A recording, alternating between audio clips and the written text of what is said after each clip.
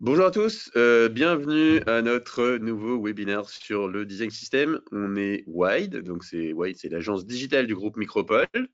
Je suis Robin, Head of Design pour la France. Je m'occupe de la partie expérience. La partie expérience, ça va être la partie entre les humains et le business.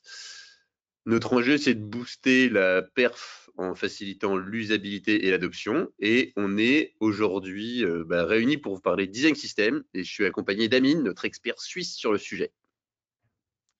Bonjour tout le monde. Donc, je suis lead UI en Suisse, à Genève, pour le groupe Wide. Et puis, j'ai hâte de vous parler de ce sujet. Est-ce qu'on peut commencer? Vous me dites quand tout est bon. Ouais, ça fonctionne. C'est Ça beau. fonctionne, tout le monde? Parfait. Eh bien, très bien. Donc, on va vous parler de design system. Habituellement, on peut retrouver un peu partout des définitions qui sont assez variées. L'idée, c'était de simplifier ça et de rendre ça un peu plus digeste pour tout le monde. Et puis, de notre côté, quand on parle de design system, on parle plutôt d'une boîte à outils, d'un process, de méthode, un peu d'habitude. Pour aller un peu plus loin, c'est aussi parfois une source de vérité, c'est souvent une discussion autour d'un café chez nous, dans lequel on peut retrouver parfois des composants, des couleurs, des typographies, des documentations. On peut y retrouver du code aussi. Et puis, l'idée, c'est de se dire que chaque élément a sa place et sa fonction dans ce design system. Ce qu'il faut se dire, c'est que un design system, concrètement, c'est des briques fondamentales sur lesquelles les entreprises vont pouvoir bâtir tout leur écosystème digital. C'est un peu comme un héritage numérique qui va porter les valeurs de l'entreprise et accélérer le time to market, sachant que l'enjeu, ça reste toujours de rendre autonomes les boîtes le plus possible. Exactement. Donc, on peut se dire, par exemple, que donc là, on voit que c'est un investissement. Donc un investissement, c'est des fondamentaux, c'est un patrimoine digital sur lequel on construit quelque chose. Il y a une durabilité dans cet investissement-là. C'est systémique, c'est économique, c'est écologique, c'est multi-support, c'est multi-environnement et c'est surtout multi-utilisateur. On va commencer par un constat. On part souvent du constat, en tout cas, que sans design system, on se rend compte que chaque équipe réalise ses projets de son côté, refond son site internet ou bien son application, avec parfois ses règles ou pas, s'il y a une charte graphique ou pas. Euh, on a parfois aussi pas de standardisation qui existe entre chaque département. Donc, on peut se retrouver avec une grande variation entre le site internet, l'application, les systèmes internes. On peut retrouver des redondances aussi dans les fonctionnalités qui sont traitées de différentes manières. On peut retrouver parfois une documentation sur la partie développement, mais pas forcément sur la partie UI. On peut retrouver aussi euh, des processus, en tout cas, ou une gouvernance qui est définie, qui est assez claire. Et ce n'est pas forcément le cas. Et puis, ce qui implique aussi une maintenance un peu complexe parfois et des coûts accrus. Ce qui est important pour nous, c'est de se rendre compte aussi que quand on travaille de cette manière-là, chaque département travaille de son côté et puis ne se partage pas forcément les ressources. Parfois, c'est par manque de temps, parfois, c'est par manque d'outils. Ça peut être aussi vraiment par manque de processus. Et on se rend compte que euh, selon les cultures d'entreprise, on peut avoir des budgets qui ne sont pas forcément partagés ou qui sont répartis par département, ce qui limite un peu l'interaction entre les différentes entités. Donc, finalement, on se dit, le design system, il va servir un peu à rationaliser tout ça. Donc, quand toutes les équipes sont réunies autour d'un projet commun, finalement, on va se dire, on va mettre la bonne énergie dans le bon sens et on va capitaliser sur le meilleur de chaque équipe pour avoir un socle commun, rationnel, uniforme pour un peu tout le monde. Donc, si on va un peu plus loin sur comment est-ce qu'on fait finalement pour mettre en place ce genre de mécanique, il faut dans un premier temps réunir les équipes, ça c'est le plus important, se mettre ensemble pour en parler, pour se dire ok, on est en train de créer un outil sur lequel tout le monde va pouvoir s'appuyer et le meilleur de chaque team va pouvoir s'exprimer. Et donc, C'est des workshops, hein, concrètement. Hein. On va rentrer plus tard sur le type de workshop qu'on va faire, mais l'idée, c'est que tout le monde se parle au milieu autour de la table, qu'on partage les bonnes pratiques et qu'on s'appuie sur le meilleur de chaque practice. L'idée ici, dans cette étape, c'est que tout le monde parle le même langage. C'est en soi, c'est d'établir en tout cas les étapes et les termes qu'on va aborder de manière partagée. L'idée, c'est d'être sûr qu'on va se comprendre aussi. Donc, dans la mise en place, en tout cas, de ce design system et dans les workshops qu'on va mettre en place, pour récupérer le meilleur, on va réaliser ce qu'on peut appeler chez nous un inventaire, qui va être très simple, hein, une méthode toute simple. Parfois, il s'agit juste de capture d'écran, en tout cas, des différents composants. L'idée, c'est de mettre à plat un peu l'existant, se rendre compte que parfois, le même composant ou le même élément d'interface peut se retrouver traité de plein de manières différentes. Il peut y avoir des incohérences, parfois des contradictions un peu dans la manière de traiter aussi fonctionnellement ces différents éléments. Et une fois qu'on a mis à plat tout ça, on va pouvoir aussi se mettre à trier ces éléments-là, donc dans cet inventaire-là. L'objectif est de trier par complexité, par priorité, par optimisation et par usage aussi, se rendre compte que parfois un élément peut avoir une complexité élevée, mais un usage un peu léger parce que cet élément n'est pas forcément transverse. Et inversement, un élément peut être très, très peu complexe, mais se retrouver assez transverse dans tous les différents écrans. Donc, c'est important. Donc, ça devient un élément assez important. Donc, l'idée, c'est d'éviter aussi que certains éléments aient des erreurs de fonctionnement, en tout cas en termes de design. L'idée, c'est de prendre aussi toutes les notes des différentes parties prenantes et puis d'être sûr qu'on a regroupé les informations importantes et que tout le monde est aligné. L'idée, c'est que toutes les équipes prennent conscience de l'existant. Ça, c'est un élément clé. Et donc, on prend l'exemple ici pour les transports genevois, les transports publics genevois, avec qui on a pu travailler sur un design system, la mise en place ici dans ce workshop-là. L'idée, c'était de vraiment venir classifier dans ce type de tableau les différentes priorités, d'échanger en tout cas sur les bonnes pratiques, ce qui fonctionnait bien, ce qui ne fonctionnait pas, d'avoir une meilleure vision en tout cas du travail effectué par chaque équipe.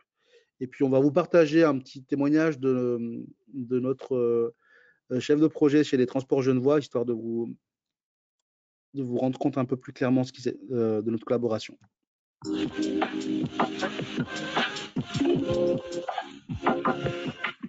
Alors, Alexandre, chef de projet informatique TPG depuis 4 ans et demi maintenant, et chef de projet sur un projet de design system.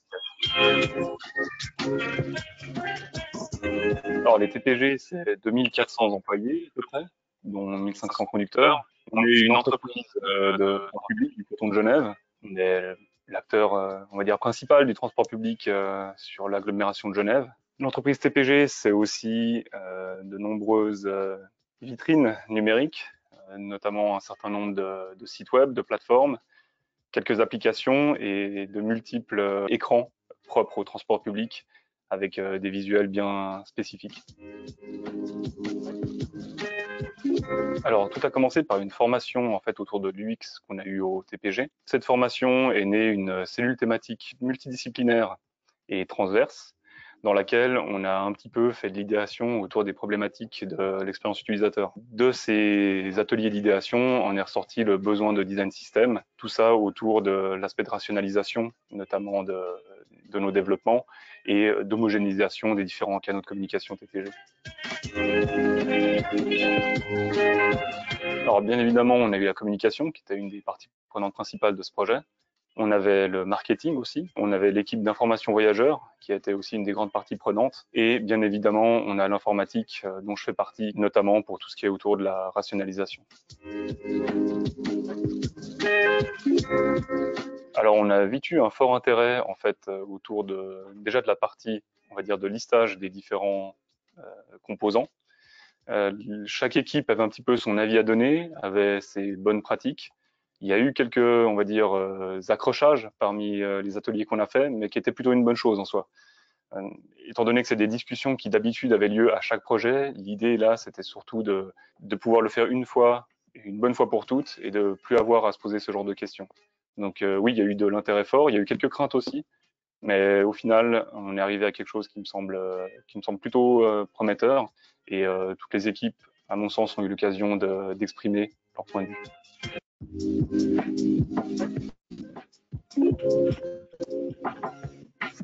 Alors, Alexandre Zanos, chef de projet informatique au TPG depuis 4 ans et demi maintenant. Hop et là. Donc voilà. Donc ça, c'était quand même super cool d'avoir des feedbacks clients. Ce qu'on peut voir, c'est qu'il n'y a pas de bonne ou de mauvaise taille d'entreprise, en tout cas pour utiliser un design system.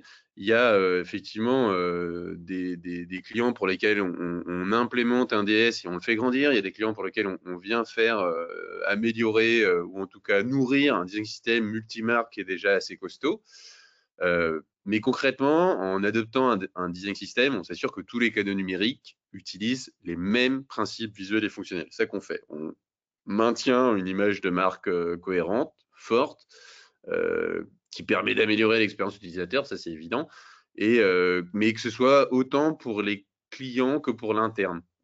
Ça évite de fragmenter les identités visuelles à travers les produits, etc. Donc, on a finalement comme résultat clair une uniformisation des composants, en tout cas de l'usage qu'on peut avoir et de la bibliothèque dans laquelle on peut dérouler tout ça. Très bien. Et c'est aussi l'occasion de rapprocher en tout cas les designers des développeurs. C'est un peu une méthode qui a fait les preuves chez nous.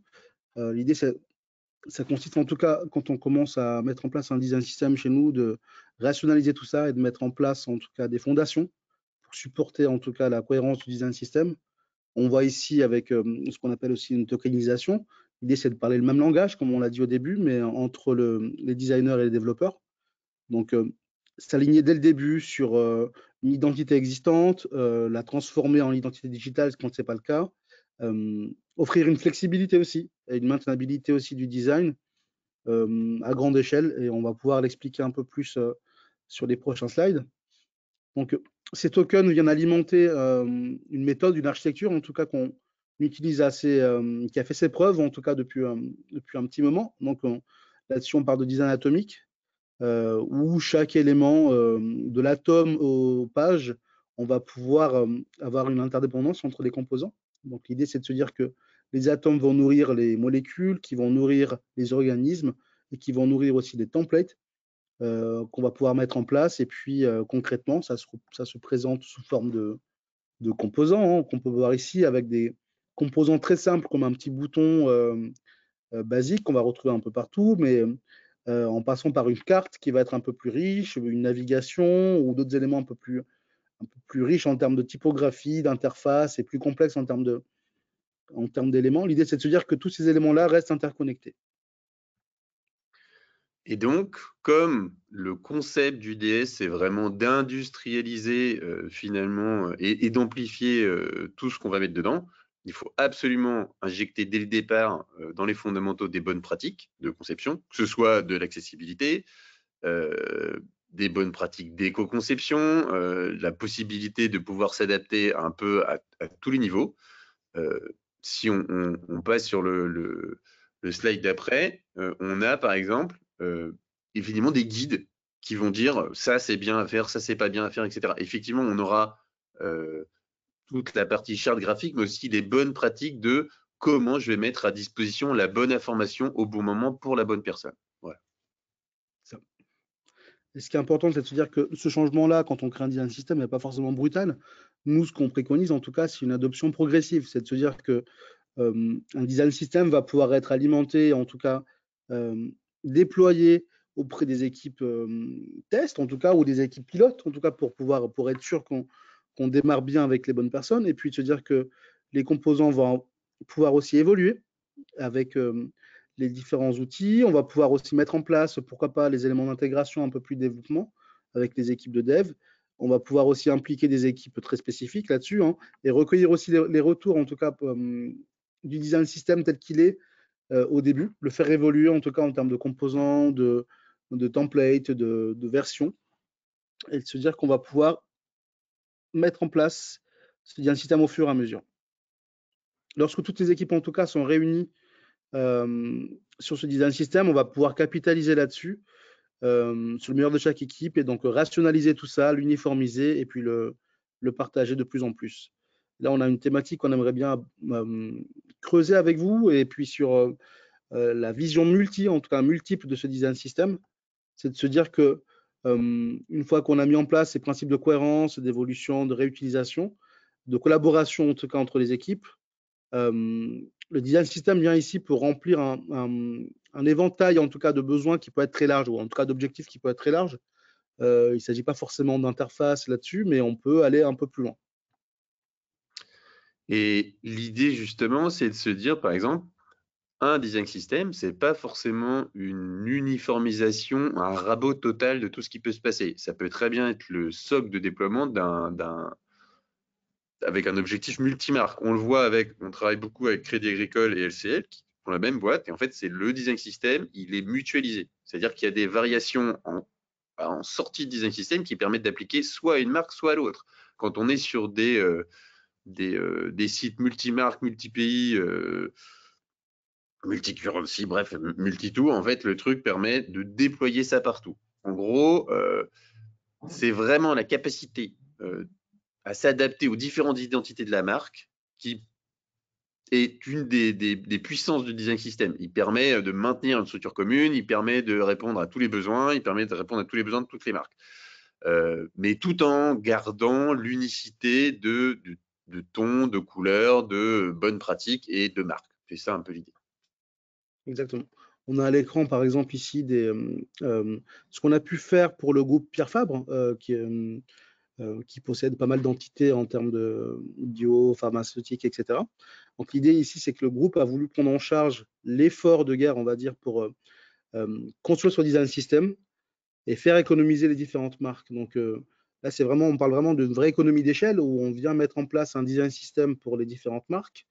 On vient aussi permettre à chacune des marques de s'exprimer. Ce qu'on vient de voir avec Robin, c'est que se dire que on ne perd pas l'identité de chacune des marques. Chacune des marques va se retrouver en tout cas, mais l'idée, c'est de mettre en commun cet effort-là et se dire que plutôt que chaque marque vienne développer son site de son côté, mettre en place son design système propre ou bien son identité digitale propre, on vient mettre ça en commun, partager et partager les bonnes pratiques aussi, et puis se dire que c'est un effort qui est partagé par le groupe, et l'effort a été pris par le groupe.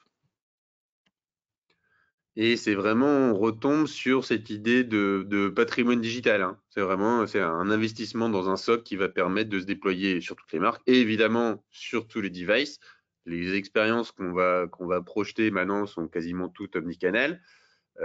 Donc c'est forcément une expérience fluide sur tous les supports, ça c'est évident.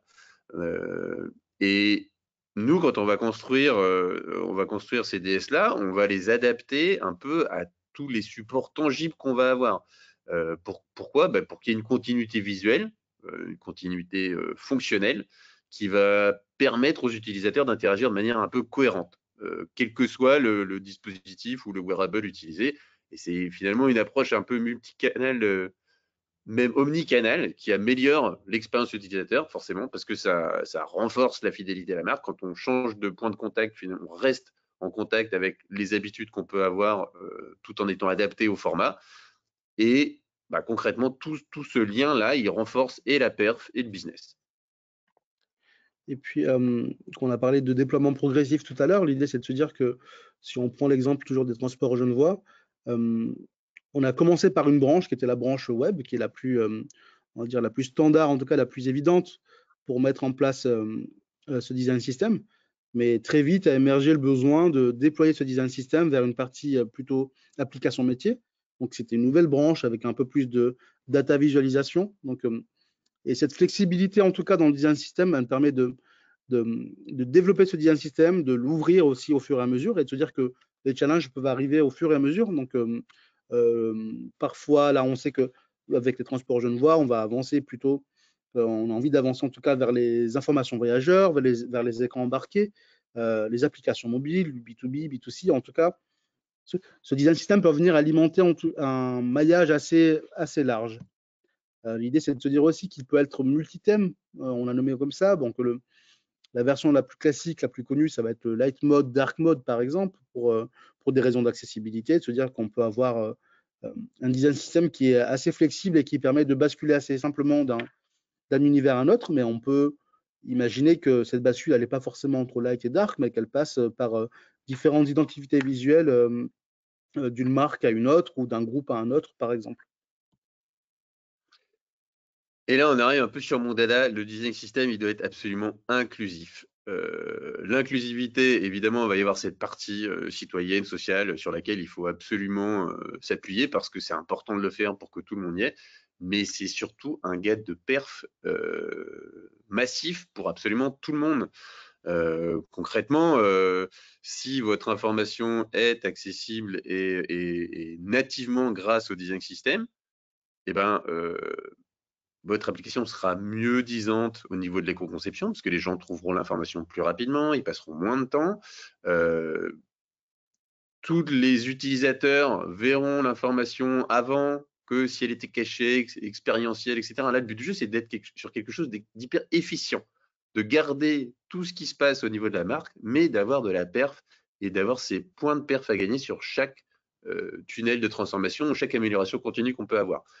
Concrètement, c'est un levier pour avoir une expérience utilisateur équitable, certes, mais aussi business. Voilà. L'accessibilité, c'est du business, c'est une vision, c'est des valeurs et c'est l'engagement de l'entreprise. Voilà. Exactement. Et puis, on a pu le voir tout à l'heure que le design system pouvait être multi-device, évidemment, ça, on a un peu l'habitude là-dessus. L'habitude de ça, en tout cas, avec ce côté responsive, on est sur de différents supports, mais il faut imaginer que les touchpoints peuvent être assez variés. Au final, on reprend ici avec le groupe Mirabeau, qui est une banque privée suisse avec laquelle on a pu travailler sur la mise en place d'un design system. On vous a montré les composants tout à l'heure qui étaient tournés plutôt web, en tout cas avec l'interface UI, etc. Là-dessus, on a pu alimenter en tout cas une autre partie du touchpoint qui pouvait être les réseaux sociaux. Donc, se dire qu'on a pu fournir en tout cas des templates à l'entreprise pour la rendre un peu plus autonome en termes de création de contenu aussi. Donc, c'est ce qu'on a pu faire ici. Et le design system permet d'intégrer des points de contact tout au long du parcours de l'utilisateur, que ce soit via des applications, des sites internet, des emails, des réseaux sociaux, les lieux physiques aussi. Donc, on est assez vague là-dessus, assez vaste là-dessus. Et pour finir un peu cette boucle du multi, c'est multiculture parce que on va avoir la possibilité d'intégrer toutes les mécaniques de multilingue, de multicurrency, etc. On a fait l'exercice récemment avec un client qui s'appelle Lectra, qui a une plateforme internationale où il a fallu s'adapter à tous les contenus, à tous les marchés, et le design system permet de développer l'adaptabilité à chaque granulométrie et d'anticiper ça. Et une fois que ça s'est anticipé, ça permet aussi, par exemple, en cas d'évolution de charte, de positionnement, etc., de pouvoir le déployer hyper rapidement à partir de design system, de spreader finalement tous les contenus dans tous les supports sur tous les devices. On peut le voir sur une échelle peut-être même ne serait-ce que d'un pays, c'est-à-dire par exemple la Suisse. La Suisse, c'est 4 langues, 3 couramment utilisées, mais ça marche pareil sur la Belgique, ça marche pareil sur le Canada. En fait, c'est vraiment une modularité extrême permise par le design system. Il faut effectivement l'implémenter, il faut investir dedans, mais néanmoins, une fois que c'est opéré, ça permet d'arriver très vite sur tous les marchés et de s'adapter un peu à toutes les formes. C'est un peu ça le plus important, quoi. Très bien. Après avoir vu cette partie multiple, donc on se dit que les équipes sont réunies autour d'un projet, on a pu travailler sur ce design system de manière multiple, sur différents canaux, etc. On va pouvoir voir un peu plus le déploiement de ce design system sur la partie un peu plus développement. Comme je vous disais, pour nous, un design system doit être n'a de sens que s'il est connecté. Si on reste sur la partie uniquement designer UI, on manque, en tout cas, on rate une grosse partie du design system. Et ce qui est important ici, c'est de se dire que on va pouvoir relier ça avec la partie développement. C'est important pour nous.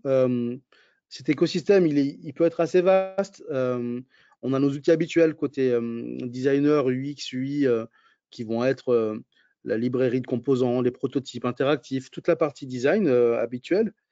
Mais on peut imaginer aussi que ce design system se déploie, et il est important aussi qu'il se déploie sur la partie dev. Donc, on a un élément comme Storybook qui permet d'avoir de faire l'interface entre la partie développement et la partie design, et puis d'intégrer les mêmes composants qu'on va avoir dans Figma, dans notre outil de design, mais les avoir en version développée, interactif, cliquable et facilement implémentable.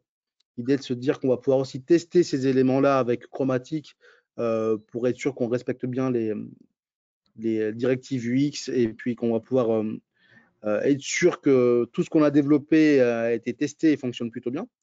On a la partie gestion, par exemple, avec pourquoi pas pour l'évolution de ce design system avec Jira pour pouvoir créer des tickets d'évolutivité, d'optimisation, de maintenance qu'on peut avoir. Et puis toutes les technologies derrière peuvent se greffer aussi. Donc avec React, Angular, Drupal ou autres technologies de développement qui peuvent être utilisées.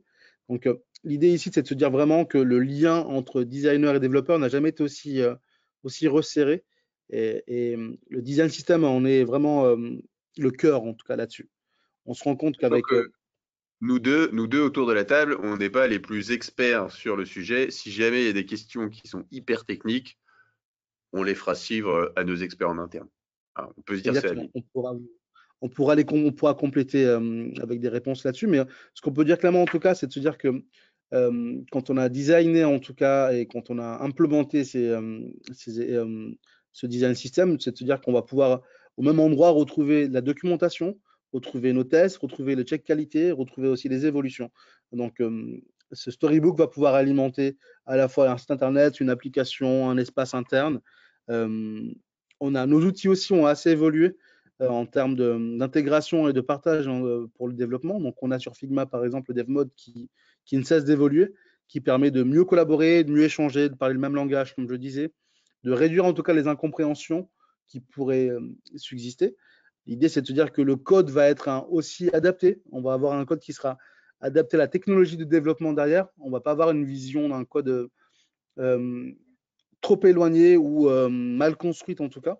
L'idée, c'est d'avoir des parties qui soient fixes et d'autres parties qui soient un peu plus fluides. Et si on vous représente ici Storybook, l'idée, c'est d'avoir une documentation qui est complète avec le bon code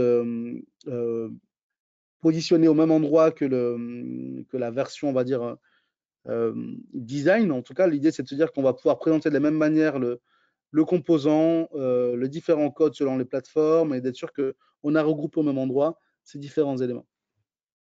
Si on doit faire peut-être une métaphore, Amine, sur le sujet, c'est de se dire, finalement, le design system, c'est une étagère à deux entrées, c'est-à-dire d'un côté, le design qui va nourrir finalement avec tout ce qui va être expérience de marque, et de l'autre côté, une sortie qui va être toutes les variations en code de ce qui aura été conçu côté design, et avec du coup cette modularité qu'on pourra avoir, et ce qui permettra une rapidité de diffusion accrue. Exactement. Exactement. Et pour bien diffuser, pour bien utiliser ce design system, il est important de se dire que il faut avoir une approche qui va être un peu plus durable de ce design system. On en a parlé au tout début en disant que ce design system était plutôt écologique, mais dans le sens où l'idée c'est de le maintenir, de le faire vivre. Ce design system, on n'est pas sur une charte graphique sous forme PDF comme on pouvait avoir avant, figé et qui n'est jamais mis à jour. Là, l'idée c'est d'avoir un design system qui est géré, donc avec des responsables qui sont définis. Pourquoi pas un comité de validation qui va pouvoir faire des sessions régulières pour faire évoluer ce design system, une design team qui va être là définie pour justement se porter garante de la maintenabilité et de l'évolutivité de ce design system. Ça, c'est un point important.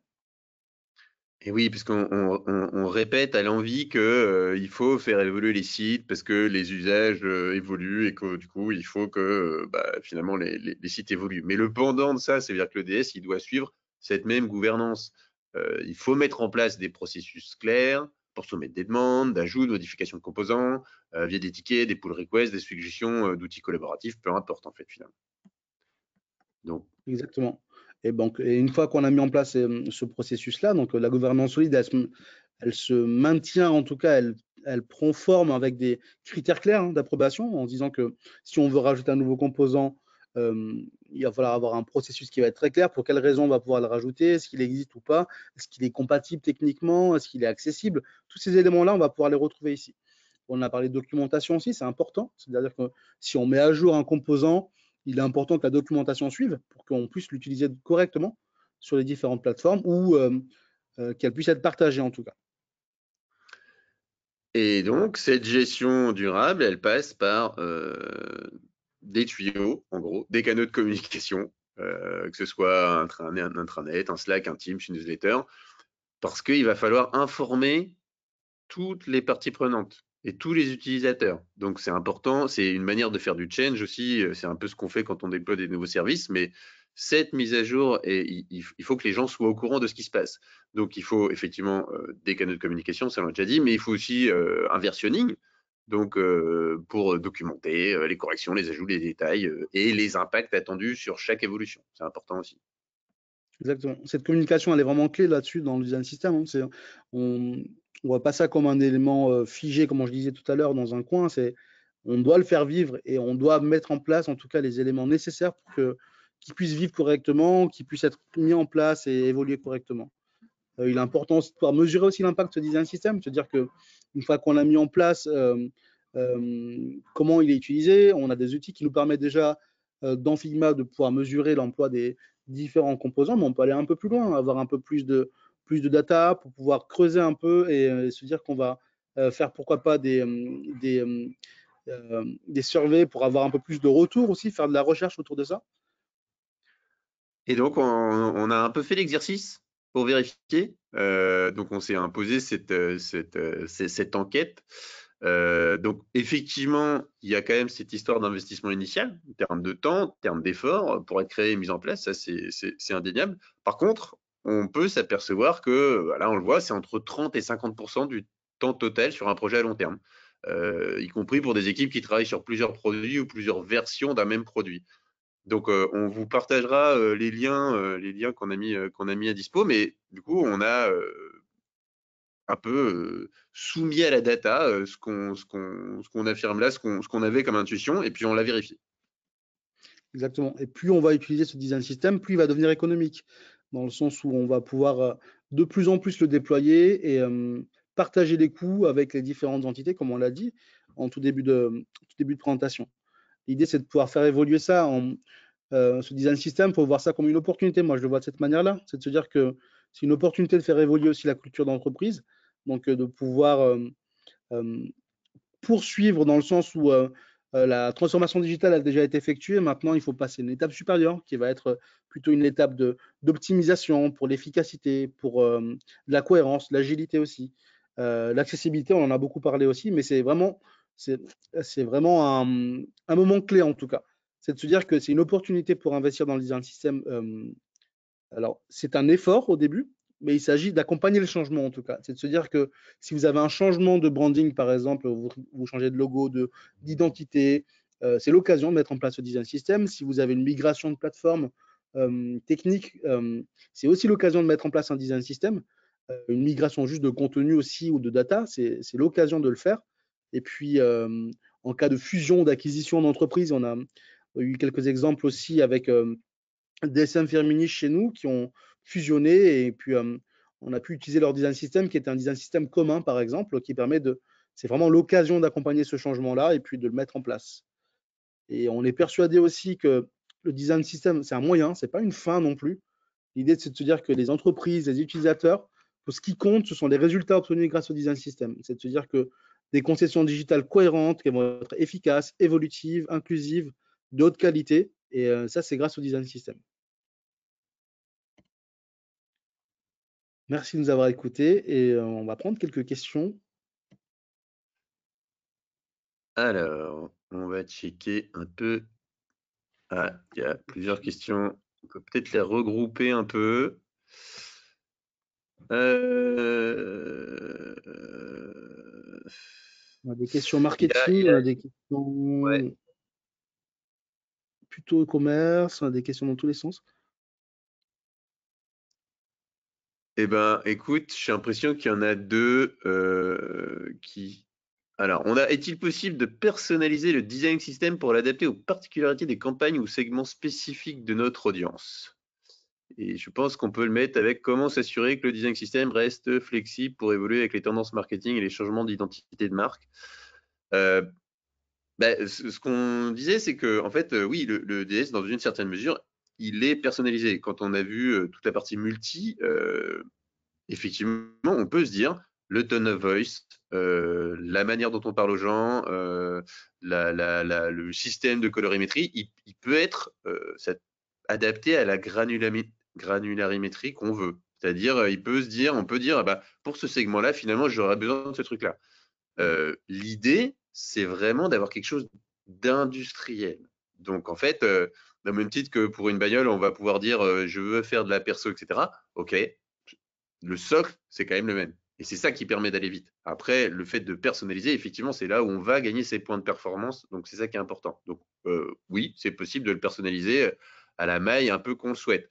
Après, comme c'est tout outil industriel, c'est la maintenabilité qui va être super importante. Donc, plus ça va être une granularité petite, plus ça va être de l'investissement de temps pour le maintenir, plus ça va être à grosse maille, plus ça va être facile. Néanmoins, on n'aura pas ces gains de perf.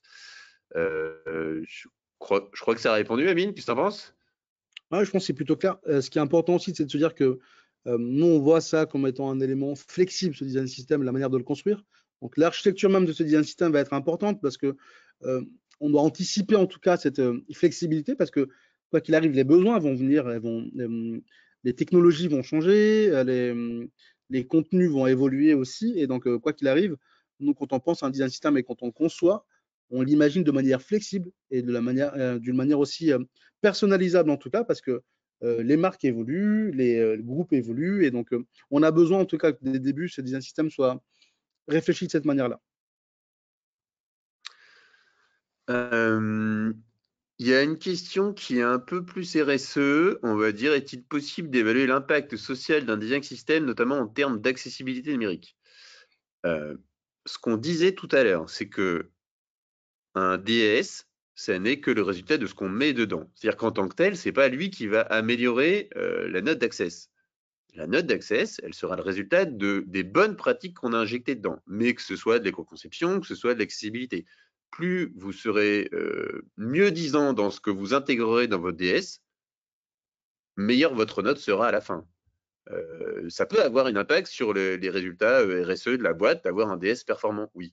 Mais c'est pas le DS en tant que tel, c'est ce qu'on va mettre dedans. Et c'est de manière aussi on va dire, de pouvoir porter un peu on l'a déjà dit hein, aussi, les valeurs de l'entreprise aussi. Donc, le design system devient une sorte de support. C'est une boîte à outils, quoi qu'il arrive pour nous. Donc, on peut y mettre ce qu'on veut hein, là-dedans. Donc, si on a une documentation qui est complète et qui va dans ce sens-là en termes d'accessibilité, et que le code aussi qu'on va faire derrière, il va être un code qui va être plus accessible parce qu'il va permettre de naviguer plus simplement, parce que quand on a besoin d'accessibilité en termes de code de navigation, par exemple, etc., tout sera déjà intégré dedans. Donc, le design system, c'est le bon support, en tout cas, pour porter ces valeurs-là. Et on a une autre question qui est peut-être plus commerce. En quoi un design system pourrait-il renforcer notre avantage concurrentiel, notamment en termes de rapidité et de personnalisation? Bah, la réponse est dans la question, Amine. Genre, oui, ça permet d'aller plus vite et ça permet d'avoir quelque chose de personnalisé. Je Exactement. pense Donc, qu'on on peut a parlé dire. tout à l'heure de temps de 30 à 50%, mais c'est-à-dire qu'avec ou sans design system, l'écart se voit, est assez flagrant en tout cas. Une fois que le design system existe, le pouvoir customiser, personnaliser, créer des variations en tout cas, parce qu'on va avoir de nouveaux supports, de nouveaux devices, de nouveaux écrans, de nouveaux besoins. Le design system permet justement d'être beaucoup plus concurrentiel parce qu'on aura anticipé en tout cas ces besoins-là. C'est un meilleur time to market, c'est un investissement, ce qu'on disait, sur un patrimoine digital, mais une fois qu'on a cet outil-là, bah, on peut aller plus vite que les concurrents et du coup s'adapter peut-être aux modulations du marché efficacement. Exactement. Euh, Bah, écoute, je pense qu'on a fait le tour. Le timekeeper nous dit qu'on est bon. Oui, on nous dit qu'on est bon, Amine. Apparemment, on est pas Alors, mal. je vois une dernière question qui était sur est-ce qu'on observait une limite d'utilisation donc, du design system dans les applications métiers. Alors, dans les applications métiers, nous, on a l'exemple des TPG, hein, où on a pu mettre en place pour Power BI, par exemple, des composants designés, en tout cas, qui reprenaient les fondations du design system qu'on avait pu poser auparavant. L'idée, c'est de se dire que cette utilisation, elle est assez multiple et elle permet, en tout cas, d'appliquer un design system à la fois l'externe aussi. Donc, on a cette vision publique d'un site internet qu'on peut avoir pour le public qui respecte une identité, etc. Mais c'est important aussi en interne, donc dans ces applications métiers-là, pour, en termes de ressenti aussi pour les équipes internes, de pouvoir retrouver cette identité-là sur les outils internes et de se dire qu'on ne va pas avoir un outil interne qui ne respecte pas l'accessibilité parce qu'il est interne. L'usage est le même, il s'agit d'un utilisateur, hein, qu'il soit interne ou externe. Et donc, c'est important aussi de s'appuyer là-dessus pour à l'interne. Voilà. Ouais. On a tous les mêmes standards, tu as raison d'insister là-dessus. C'est cross-techno, donc Power Platform, pas Power Platform, peu importe, en fait, ce qui va sortir derrière sera adapté à la techno si la techno est limitante, mais néanmoins, il y aura les standards de ce qu'on aura mis dedans. Donc, si c'est bien pensé, si c'est bien anticipé au début, c'est bien réfléchi, bah, tout le monde pourra en profiter et 1000% d'accord avec toi, à l'interne comme à l'externe. Très bien. Et ben, je pense qu'on a fait le tour. Merci à tous. Et puis, à très vite pour de nouvelles À aventures. bientôt. Salut!